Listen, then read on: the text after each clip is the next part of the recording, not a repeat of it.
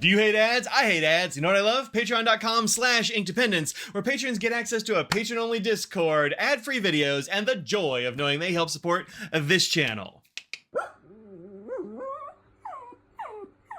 Hello folks, welcome to Inkdependence. I'm Mike, and today I have a cool ink for you that I've been holding on to for way too long. This is from the Diamine Inkvent set back in 2022. This is Olive Swirl, and if there was ever an ink that was kind of tailor-made for me, this might be it.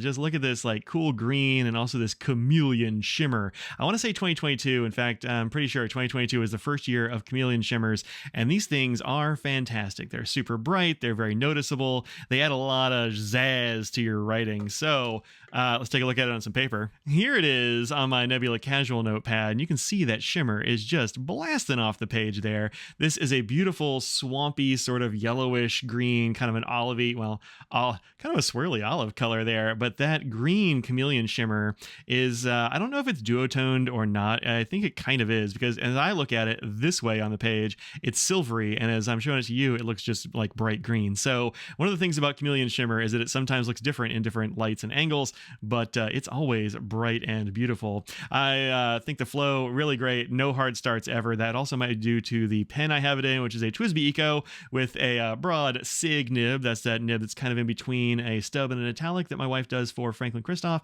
and sometimes she does some for me as well because she is great.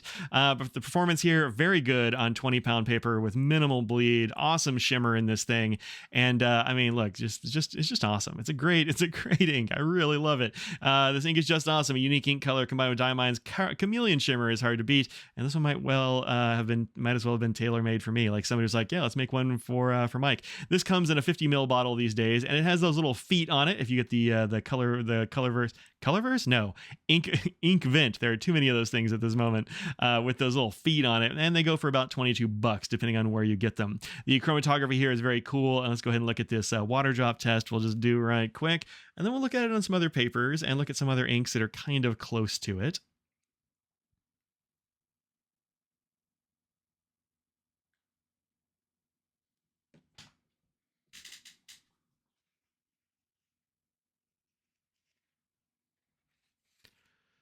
All right, I'm not exactly sure what to expect with this one, although it looks like it might have some water resistance based on that chromatography there. It totally could. It might be just some gray sticks around, something like that, but I have some hope for this. The chromatography came out really interestingly. We have this like break in between the color sections, which you don't see a whole lot. That's pretty neat. I'm not sure what causes that. I guess it's just the way the color moves. So a fair amount of it came up, but there's plenty left there. And as I suspected, yeah, the gray stuck around really well. So you can totally make out what you wrote there. The shimmer will move a bit, especially if you get water on there. But I think it came out looking really nice.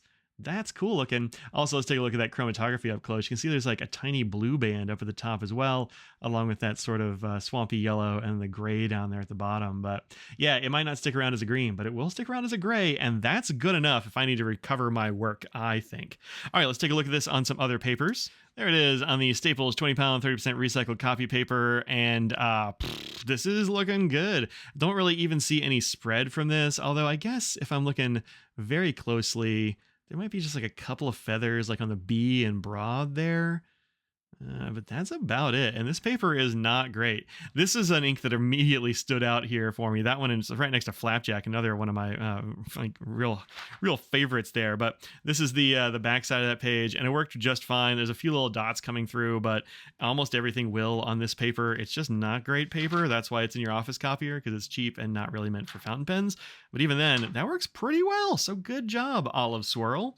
Here it is on some Rhodia. I haven't used Rhodia in a little bit, but I got this blank Rhodia pad a little bit ago, and so I decided let's do a writing sample or two on Rhodia, because hey, why not? This is another page from 99% Invisible City by Roman Mars and Kurt Kolstedt. We're here on page 60 and 61, talking about that fancy shape, which is about sort of like little swirly, I don't know, a bunch of linked to things from Gothic revival architecture. But check that out. Take a screenshot if you want to put these in order for yourself. But it looks real nice on this Rhodia paper. Rhodia is usually pretty good paper.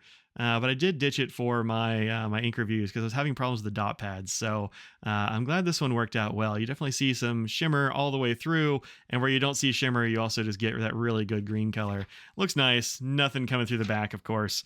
Yeah, I think it worked. I think it worked out pretty well there. All right, so here it is in my currently inked Inky Fingers book. This is wheat straw paper, which is much like bamboo or sugarcane, which are easier to find now. And there is the olive swirl on there, and my yellow Twisby Eco.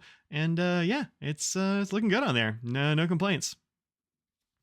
Here it is in my Galen Leather Co. Everyday book. This is old school Tomoe River. Where are we here? Ah, there it is.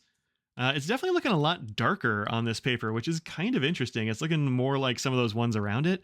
I don't know exactly why that is. Maybe it's just because nothing really soaks into this paper, and so you end up with a darker tone. But I mean, it's still olivey. It's just it's kind of different. Isn't that interesting? You don't usually get a huge variation between Tomoe River, like original Tomoe River, and some others, but this one looks a lot different from the others. It's just kind of interesting.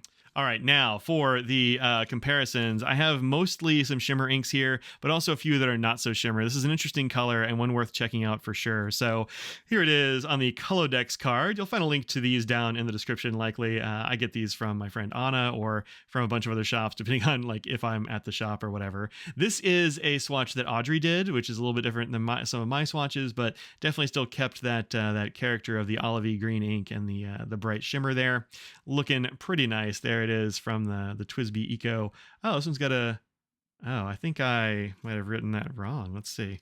Oh, I didn't even show the pen. Here's the pen. What is this? Let me look at this. Yeah, that's a broad. We'll just fix that right quick. This Twisby Eco has had this in here the whole time. It's one of those pens I just kind of keep refilling. I also really like the way the shimmer looks in the feed and in the body of this pen. You can see I'm getting down to here, but you know, it's been a while, and I just keep refilling this pen. This yellow pen with this green ink is just kind of pleasing to me, and I dig it. Also, Twisby Ecos, I got to say, are probably the best pens around for shimmer for me. They don't dry out. They are really hard to clog for some reason. Just for shimmers, if shimmer doesn't work in one of these, there's something wrong with that shimmer ink, right? These are just very good at that. So if you really love shimmers, if you're like, I don't want to put it in something, well, you can totally put it in here. These are almost always great with shimmers. All right, so there's that. We'll let that dry. Is it dried? Yeah, we're good. We're good. Yeah.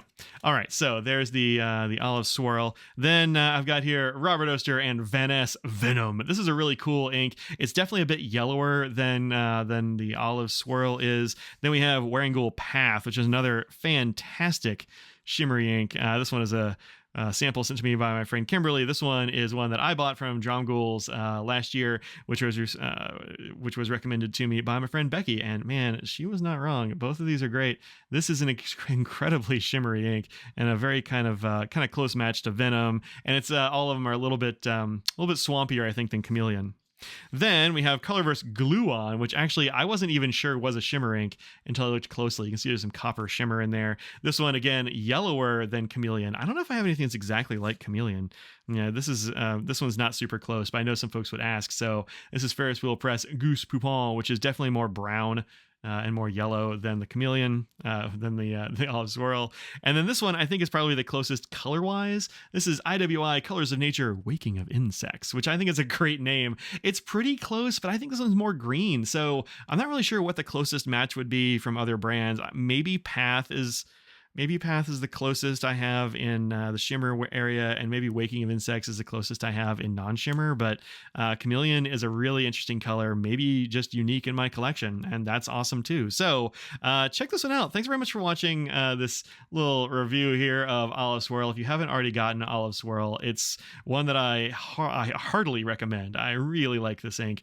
It couldn't be more made for me, I don't think. It's just kind of great. So there you go. Thanks very much for watching, and until next time, peace out.